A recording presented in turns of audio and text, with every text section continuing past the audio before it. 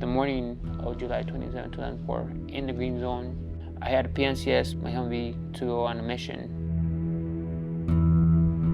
I was looking inside the vehicle from my driver's door, checking the fuel, and at that point, that's when I felt something hot pierce my skull. In a parking garage in Iraq, less than 2 weeks after his 21st birthday, Army Specialist Erik Castillo was hit by shrapnel from a nearby bomb blast and fell to the ground. Fellow soldiers surrounded him, trying to tend to his wounds. I just remember looking up and seeing their faces. I'm like, man, I'm messed up. When he awoke weeks later from a medically induced coma, Erik discovered just how severe his injuries were. When I saw like nobody with that type of skull could be alive, and that was me. This is actually a recreation of my skull, how it was after my injury. That's how much I was missing after the bomb blast, because the right side of my skull shattered.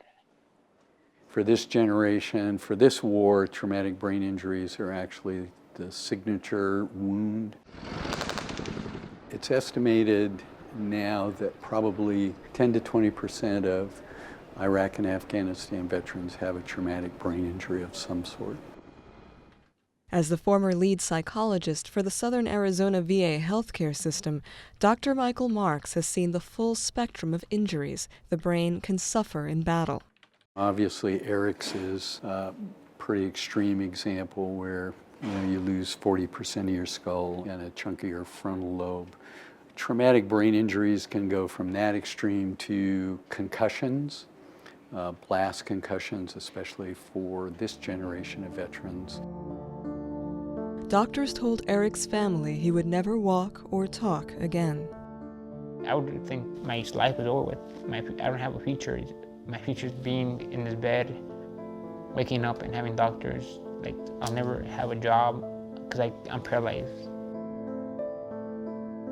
I'll never have a girlfriend. I want to be with somebody that's paralyzed and disfigured. That would run through my head because I felt like nothing there in that bed. I got to a point where I had kind of had enough of crying and feeling sorry for myself. And I said, what can I do?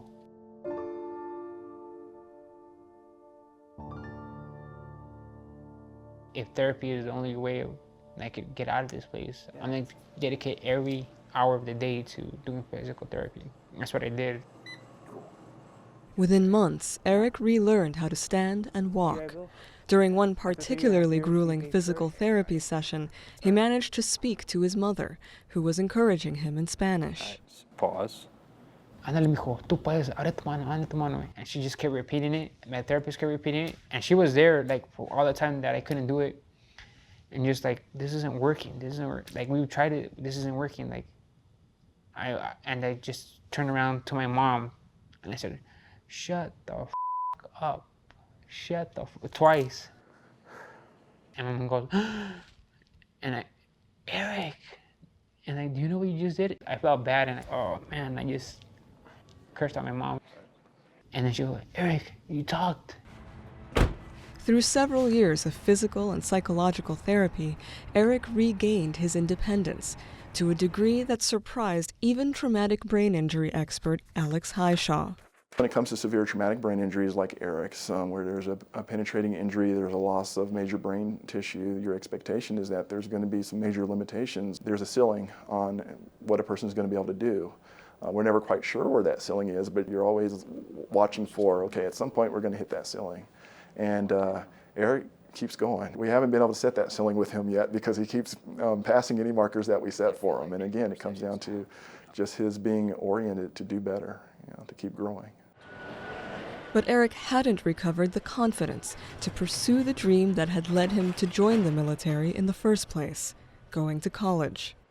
When I was in that dark place, I was like, I'm never going to be able to go to school because my memory problems, my physical deficits, and stuff like that. So I pretty much just gave up on that. My social worker, Diane, she said, I'm a professor, I interact with students, and I believe in you. I think you could do it. Like, just give it a shot.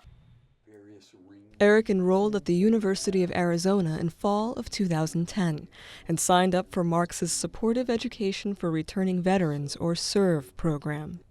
He was one of our best students. He would do his homework, he would turn things in ahead of time, he would approach us. Every office hour we had, he was there. We have to give them at least a little bit of hope. If you give them hope, they can do amazing things with hope. If you just paint a dark future, like, it's easy to just give up and say, I don't want, what's the point? Whenever he doubted himself, Erik turned to Diane Topping, the social worker who had encouraged him to pursue a college education. We're friends out of the VA setting, even though that's not allowed. But that's how much I cared for her and she cared for me. An exam or a written piece? It's a separate piece. Diane's husband, Jim, became Erik's sounding board for school assignments, and then a close friend. At a time I couldn't put my finger on, he became part of the family.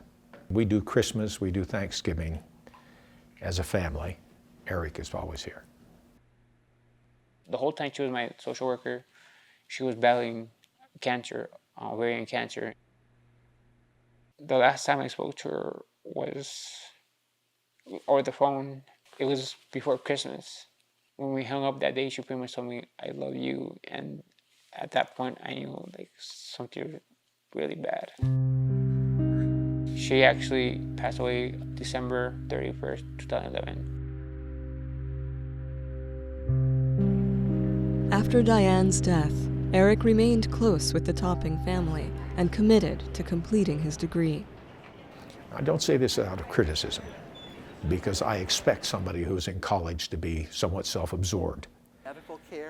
Most of the people around him are not very aware of how much trouble he's going through to learn. The behaviors of a group. And I suppose I wish that there was a little more awareness of that a few more people would say, I'm making good notes. Do you want me to send you a copy by email? That sort of thing. And that's a rarity. By virtue of his military culture, his disability, and the rest, he is not aloof from them, but he is somewhat apart from them.